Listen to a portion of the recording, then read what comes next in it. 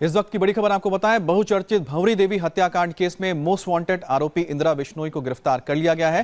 Rajasthan ATS ने इंदिरा को MP के देवास से गिरफ्तार किया। 5 लाख रुपए की इनामी आरोपी इंदिरा बिश्नोई पर भंवरी के कत्ल की साजिश में शामिल होने का आरोप है। आपको बता दें कि पूर्व मंत्री राम सिंह बिश्नोई की बेटी हैं इंदिरा बिश्नोई। पूर्व विधायक मलखान सिंह और परसराम बिश्नोई जेल में बंद हैं और ये दोनों ही इंदिरा बिश्नोई के भाई हैं।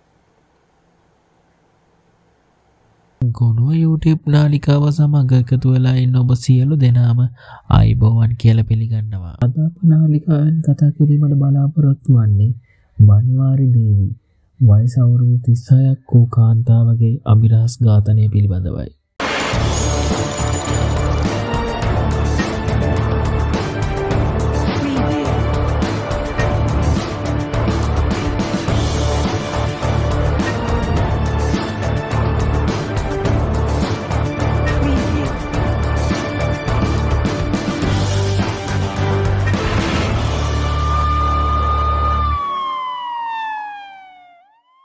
අපි මුලින්ම අවධානය දෙමු බණ්ඩාරි දේවී වෙත.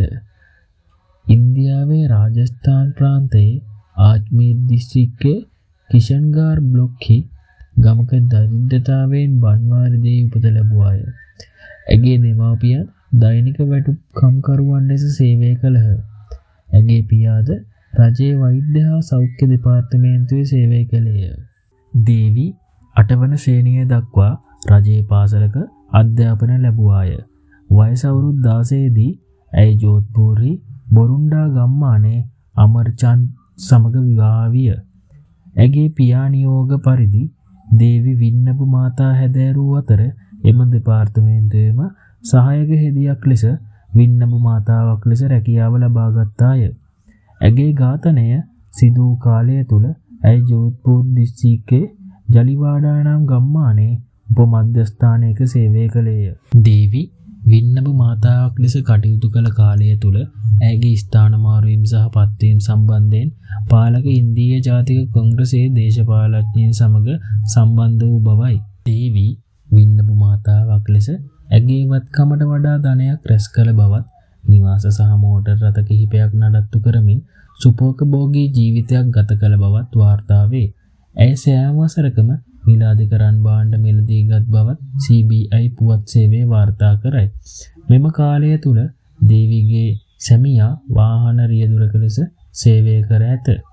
ඔවුන්ගේ පවුලේ ළමයින් 3 දෙනෙක් සිටි බව වාර්තා වේ. කාලයත් සමග දේවී අධික අභිලාෂකාමී බවට පත් වූ බවත් භෝපාල්ගාල් මැතිවරණ කොට්ටාශයේ 2013 ව්‍යවස්ථාදායක සභා මැතිවරණයට තරඟ කිරීමට ටිකට් පතක් ඉල්ලා සිටි බව වැඩිදුරටත් සඳහන් වේ. එම ක්‍රියාව අසාර්ථක වූ පසු ඇය එම නායකයින්ගෙන් මුදල් ඉල්ලා බ්ලැක්මේල් කිරීමට ඇය උත්සාහ දරා ඇති බව වාර්තා වේ. රාජස්ථාන රජයේ කැබිනට් අමාත්‍යවරයෙකු වන මහීපාල් මදර්නා සහ දශකයට වැඩි කාලයක් ඇය සමග අනියම් සම්බන්ධතාවයක් පවත්වාගෙන ගිය ලුණී මන්ත්‍රී මල්කාන් සිං බිෂ්නෝයිද ඒ අතර වූහ. දේවීගේ බාල දියණියගේ පීට්ටූත්තේ හෙළි කරන බවට තර්ජනය කරමින් බිෂ්නෝයිට 2011 සැප්තැම්බර් 7 වන දින ප්‍රජා රැස්වීමකදී ඔහුට තර්ජනය කර ඇත. එසේ නොකරන්නට අවශ්‍ය නම් කිලෝග්‍රෑම් 20ක රන්නාභරණ සහ මුදලින් රුපියල් ලක්ෂ 50ක් වියදම් කර ඇයගේ විවාහ උත්සවය කර දෙන මෙන් ඇය ඔහුට තර්ජනය කරමින් පවසා ඇත. මැඩර්නා CD30 සම්බන්ධයෙන් නැවතත් කරන ලද ප්‍රකාශ මිලදී ගැනීමට අකමැති වූ පසු 2011 අගෝස්තු 24 වන දින ඇය CD30 කොටසක් දේශීය රූපවාහිනී ප්‍රවෘත්ති නාලිකාවකට සහ පුවත්පතකට කාන්දු කළ අතර එහි CD30 ඡායාරූප ඔහුගේ නම කෙලින්ම සඳහන් නොකර නමුත් එය මැඩර්නා බවට ප්‍රමාණවත් ඉඟි ලබා දුන්නාය. දේවී සැප්තැම්බර් 1 වන දින අතුරුදහන් වූ බව වාර්තා වේ. ඇගේ සැමියා මැඩර්නාගේ නියෝග මත ඇය පැහැරගෙන ගිය බවට චෝදනා කළේය. ඝාතනයට මදර්නාගේ සම්බන්ධයක් ඇති බවට එල්ල වූ දැඩි විරෝධතා හේතුවෙන් රාජස්ථාන රජය සැප්තැම්බර් 15 වන දින නඩුව විමර්ශනය සඳහා CBI වෙත මාරු කළේය. සැප්තැම්බර් 23 වන දින මදර්නාට එරෙහිව FIR ලියාපදිංචි කරන ලෙස අධිකරණයක් රජයට නියෝග කළේය. නඩුව සම්බන්ධයෙන් තම රජයේ ආකර්ෂණාත්මකතාවය පිළිබඳව රාජස්ථාන් මහාධිකරණය විසින් තරවටු කරන ලැබීමෙන් පසු මහා ඇමති අශෝක් ගෙල්ලොට් මදර්නා කැබිනට් අමාත්‍ය ධූරයෙන් ඉල්ලා අස්වන ලෙස ඉල්ලා සිටි අතර ඔහු ඒ ප්‍රතික්ෂේප කළ අතර පසුව ඔහු 2011 සැප්තැම්බර් 16 වන දින කැබිනට් මණ්ඩලයෙන් ඔහුව නිරපා හැරියේය. CBI ආයතනය පැවසුවේ මදර්නා තම විශ්වාසවන්ත සහිරාම් බිෂ්නෝයි ගෙන්වාගත් බවත් ඔහු රාජස්ථාන් රජයේ මහජන සෞඛ්‍ය ඉංජිනේරු දෙපාර්තමේන්තුවේ කොන්තාත්වරයෙකු සහ දේවිගේ මිතුරෙක් වන සොහාන්ලාල් බිෂ්නෝයි බඳවාගත් බවත්ය. ශහාබුදීන් නම් ප්‍රදේශීය අපරාධකරුවෙකුගේ සහාය ඇතිව බිෂ්නෝයි දේවී CD එක කාන්දු වීමට පෙර 2011 අගෝස්තු 1 සතියේ ජෝධ්පූර්හි සර්කිට් හවුස්හි පැවති රැස්වීම් මාලාවක් කරහා ඕනෑම වියදමකින් CD එක ලබා ගැනීමට කුමන්ත්‍රණයක් දියත් කළේය.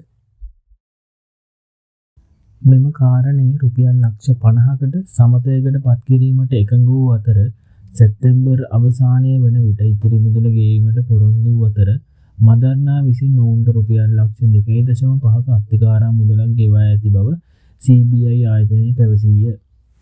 සැලැස්මට අනුව සොහාන්ලාල් බිෂ්නෝයි බන්වාරි සමග තවත් ගනුදෙනුවකට එළඹුණි.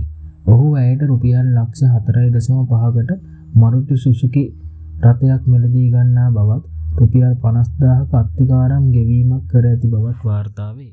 CBI විමර්ශනයෙන් හෙළ වූයේ සැප්තැම්බර් 1 වන දින සොහාන්ලාල් බිෂ්නෝයි විසින් දේවිව මෝටර් රථය සඳහා ඉතිරි ගෙවීම සඳහා බිලාරා වෙත පොළඹවාගත් බවයි.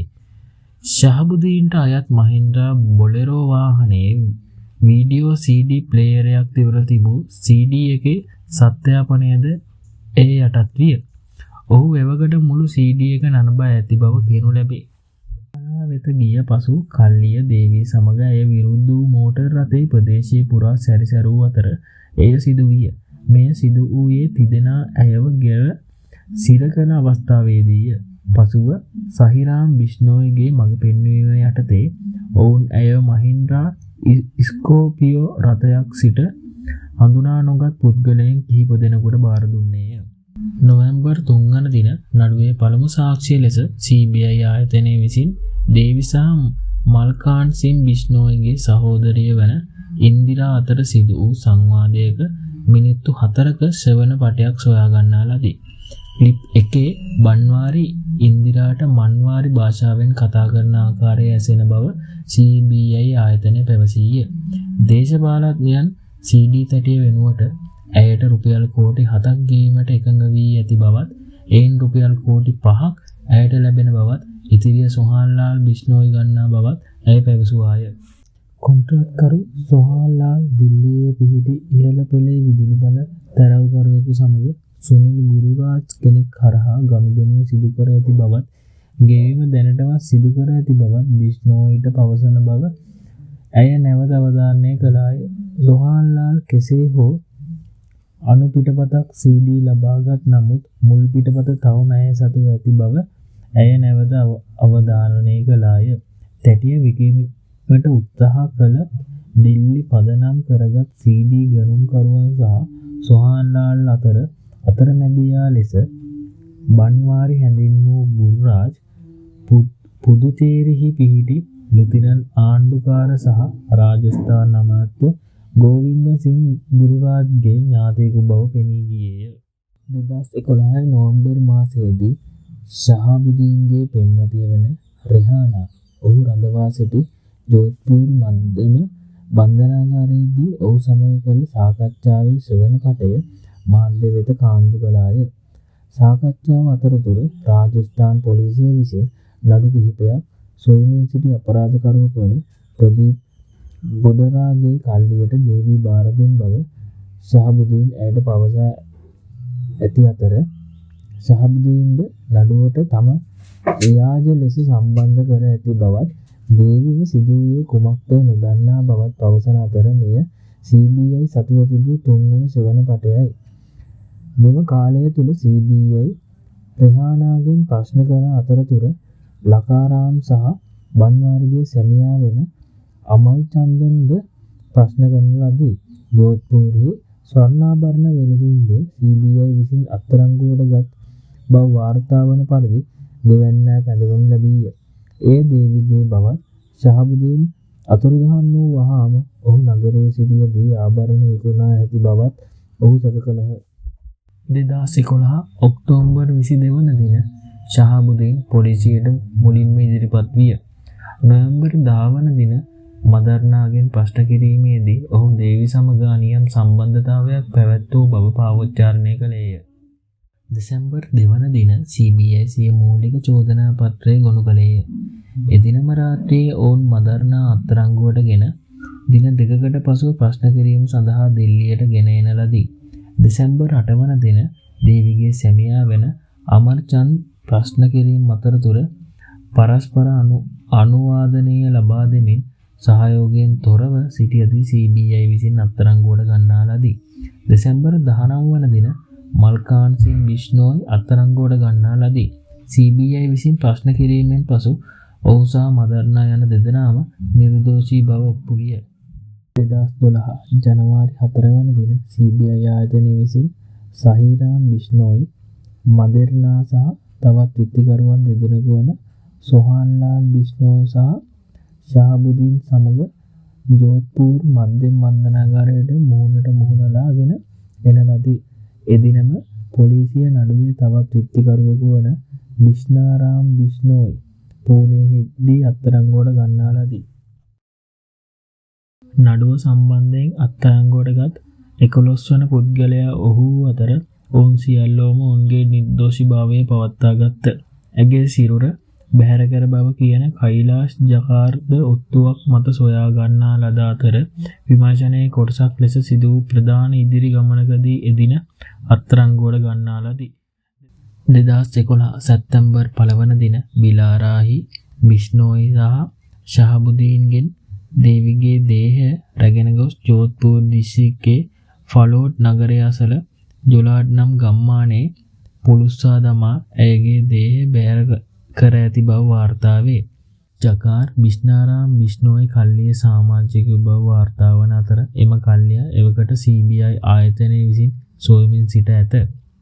ඒ වන විට CBI විසින් බිෂ්නාරාම්ගේ සහෝදරයා වන ඕම් ප්‍රකාශ් බිෂ්නෝයි අත්අඩංගුවට ගෙන තිබුණි.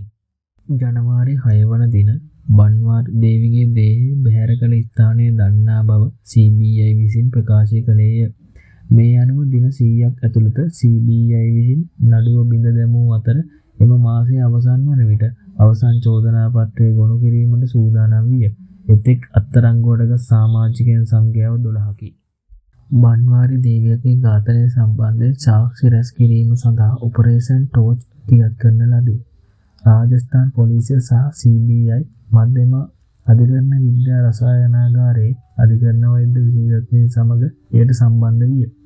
ජලෝඩ් ගම්මානය අසල සහ ජෝධ්පූර් සිට කිලෝමීටර් 100ක් සැතවුම් 62ක් දුරින් පිහිටි රජීව් ගාන්ධි ලිෆ්ට් ඇලේ සාක්ෂියේදී බණ්ඩාරිගේ දේවියගේ හිසට පාර දීමට භාවිතා කළ ක්‍රිකට් පිත්තක් සහ රට තුළ සාදන ලද පිස්තෝල දෙකක් සොයා ගන්නා ලදී.